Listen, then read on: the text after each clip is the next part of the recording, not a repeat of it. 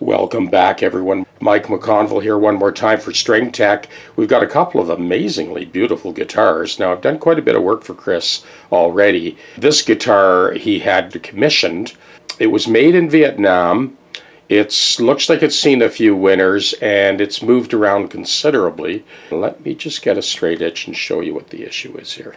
So with my trusty 10-inch straight edge, you can see how much rocking we've got at that neck to body junction. The other thing is the saddle is so low on this guitar that we need to kind of set the neck back a little bit, but this is a Spanish heel. It's completely integrated. The sides feed into the back of the neck. There's a foot on the back, which I will show you in a bit. The only choice we have is a bit of a balancing act from taking more off here, straightening out this high spot, and actually buying back as much as we can with that neck angle, and then refretting with a large fret. So that's the procedure that we're going to need to go through to change that trajectory of the neck angle ever so slightly, so we get a little bit more room on the saddle and a little bit more force on this beautiful soundboard. Now the other guitar, we are facing the same issue, maybe even a little bit more extreme. So that's got to be taken down. We've got plenty of thickness in the fingerboard. My biggest concern, of course, is the inlay, which I don't know how thick it is, but to get this thing to behave, it's going to have to come down quite a bit, so we'll just have to see as we move along. Those frets are like razor blades along the edge of the neck too. And you can see this saddle as well is bottomed out. I should mention that in both cases these bridges are lifting. They need to be carefully removed, the foot radiused, and re-glued like we did on those last couple of Martins. Without any further ado, I'm going to start on that other guitar first. Now that the fingerboard correction and the complete fret job is done, this is what we have now for the lay of the neck. Now there's a little bit of relief in there. There is loads of room on that truss rod to adjust it. And I've got enough tension on the truss rod right now that if I back it off, it'll come into even more relief. This is without string tension. We didn't lose any of that inlay, even at the top end here. Here, I took a lot of material off to correct this neck. There's the face of the headstock. There is the sound hole inlay, and this is the back inlay. This is all real abalone, by the way. This is not plastic.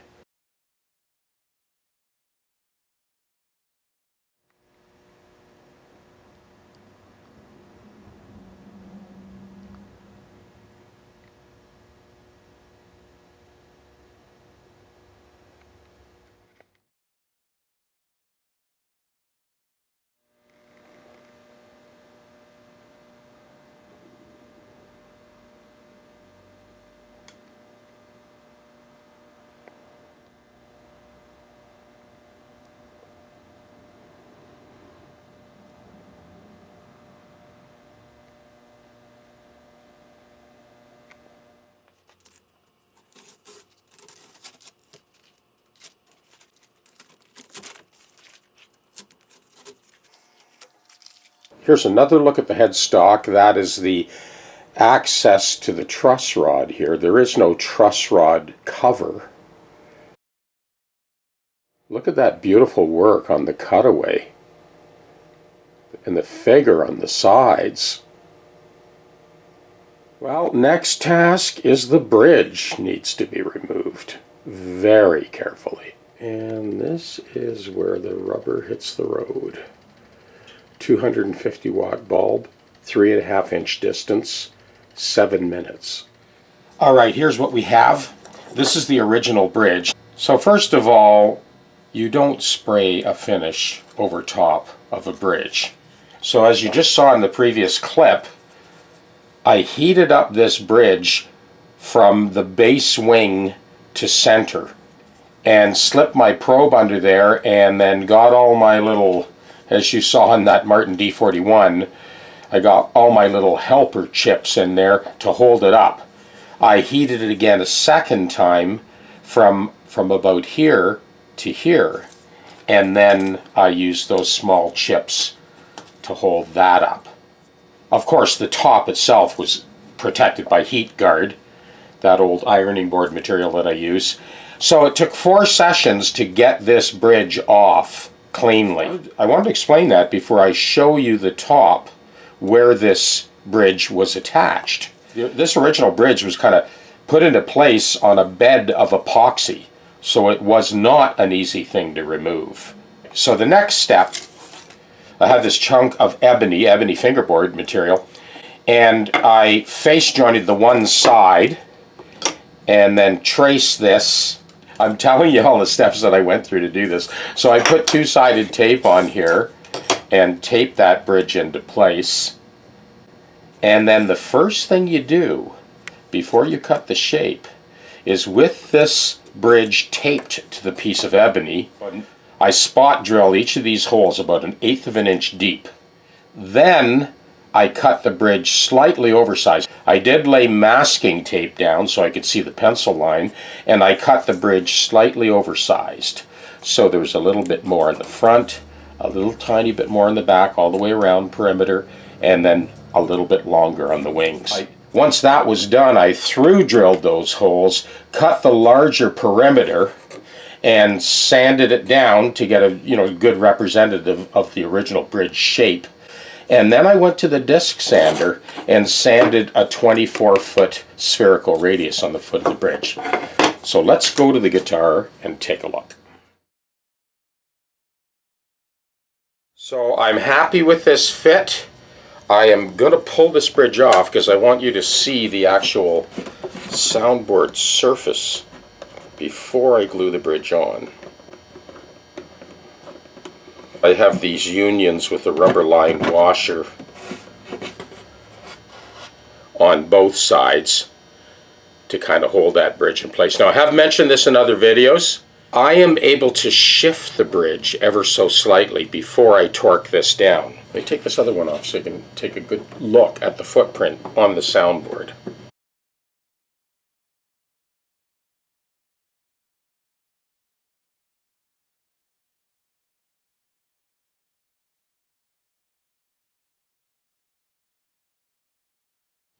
So this bridge actually has a spherical radius, 24-foot spherical radius.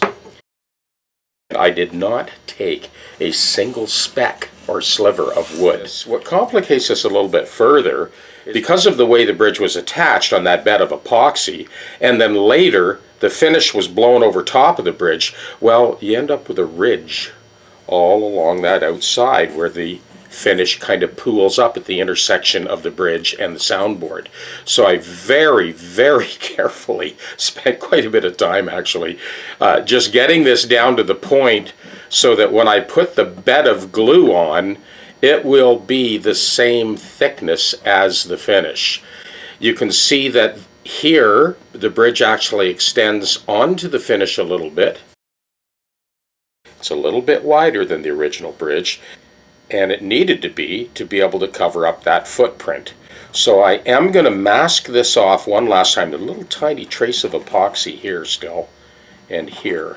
I'm going to put the bridge back on, and I'll mask off the replacement bridge tight to the line and do my last little bit of sanding as I warm up the glue and get ready to glue this bridge on and let it set overnight. I have established the footprint of the bridge for the final time now. I'll do this last finesse of the perimeter of that footprint before I heat up the glue and glue the bridge into place and let it sit overnight. I have rolled that front edge a little bit to make it look a little bit more like that original bridge. I've softened this all the way across that front edge, and I will hand sand and just again sort of soften these edges here before I actually glue the bridge into place. Okay, so I'm going to take this bridge off for the final time before we glue it on and let it sit overnight. And I'll do the last little bit of fitting.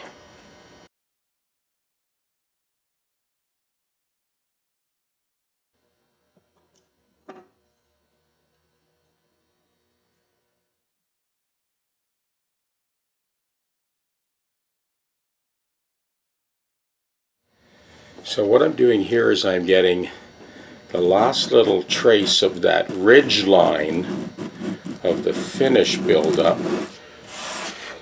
at the edge of the bridge.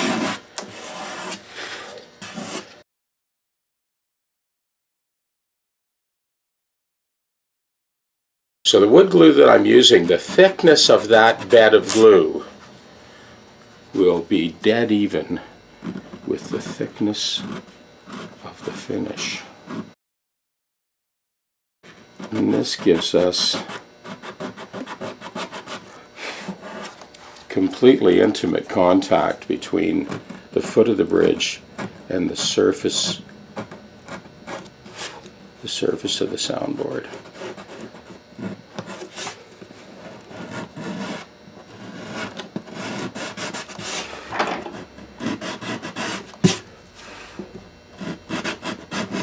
This is 180 grit, by the way. Not much left to go here. We've pretty well arrived. So I've gotten rid of all of the epoxy and the ridge line of finish around the perimeter of the bridge.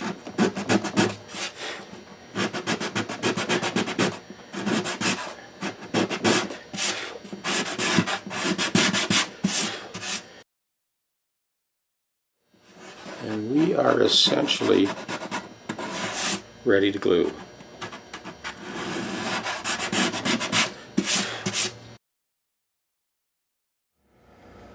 Well, that's it. She's glued into place. All the glue squeeze is cleaned up. We're going to let that set overnight. We'll just take a look at the front edge. I can see a little hint of glue squeeze there. I'm going to get that before I put it away. Happy with that. We will let that set overnight and come back tomorrow and calculate that bridge slot.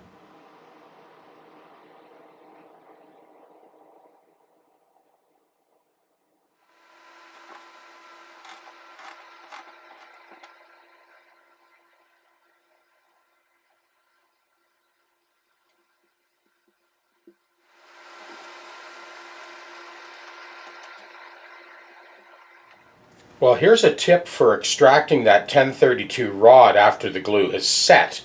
Because we've got such a close tolerance, the hole to the diameter of the rod, the threads inevitably get covered with glue, and you're not going to pull this out. So I have tightened one nut against the other, and then with my speed wrench, I'm going to just turn this out. So it's really threaded into the glue. Obviously I'm going to get the reamer and clean that up.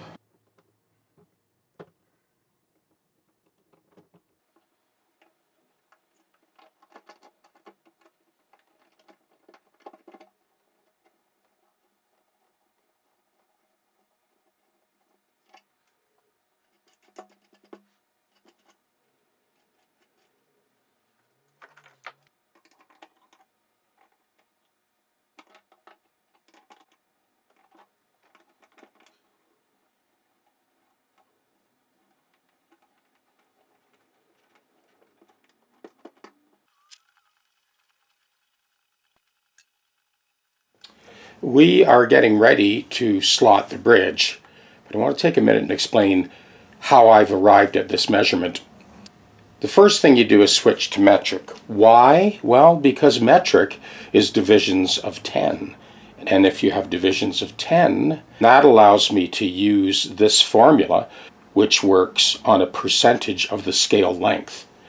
So the total scale length is 64.9 centimeters or 649 millimeters. For the placement of the bass string, we take this theoretical distance, which is from the nut to this line right here is 64.9 centimeters or 649 millimeters. We multiply that by 0.097, and the number we come up with is 6.10 millimeters. That is the distance from that theoretical point to the proper compensation for the low E string. Come over to the treble side, we take that same formula, 64.9 times 0.047, and that gives us 3.05 millimeters. And this is the compensation for the first string, from the theoretical line to this compensated line. I have had a few people ask this question, a very good question. When I'm doing a compensated nut, which I will be doing in this case, this line represents the back of the saddle.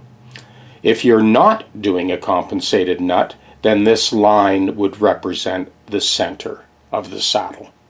The other question that one of my subscribers recently asked was, well, can you use this for different scale lengths, from Martin to Gibson to Taylor, etc., etc.? Of course you can. Because it's based on a percentage, the difference between a Larrivée scale length and a Martin scale length and a Gibson is so minuscule that this works perfectly fine.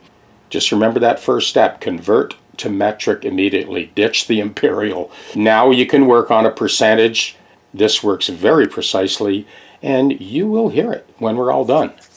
Time to make the cut. So because I am putting a compensated nut on this guitar, this line now will represent the back of the saddle. Now I've got my plate all lined up here. This is my stop point on both sides. This is exactly where we're making the cut. No guesswork here. Now I did want to mention that we have switched over to solid aluminum rails. We were using U-channel before, it worked fine, but we decided to go with solid rails just to stiffen up the plate even further. So these latest bridge slotting jigs will actually have solid aluminum rails. And we're ready to make the cut. Oh yeah, one other thing, I have mentioned this as well in other videos. This plate is a duplicate of the Bosch Colt router base. You will see engraved here front and rear. You have to be aware of that because the distance from the center to the front and the center to the back is not equidistance. Just wanted to point that out. Pay attention. Do your dry run. Take all the guesswork out. And we are ready now to make the cut. You can see why this is a hit with all the TechDeck guys, because it's the universality of the TechDeck as well as the universality of this bridge slotting jig that makes it so attractive. Here's a view from the other side, and you will see it as I pull it apart. All right, giddy up. Let's make the cut.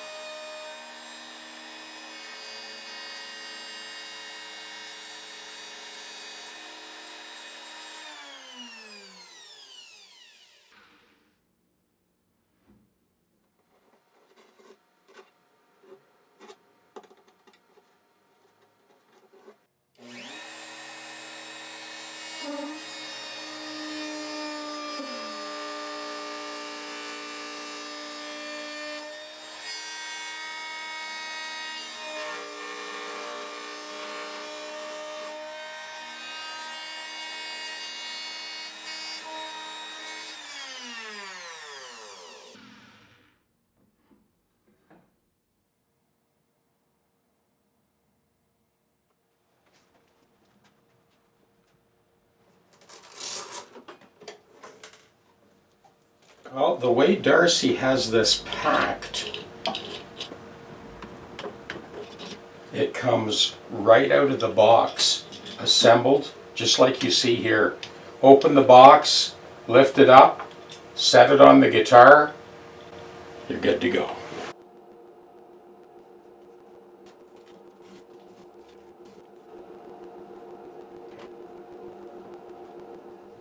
A final wipe with some smoked ebony stain. So before we get to work on the saddle, I did want to bring you in and show you the Spanish heel. So there's no traditional head block like you would see in a Martin, Larrivée, Gibson style steel string guitar.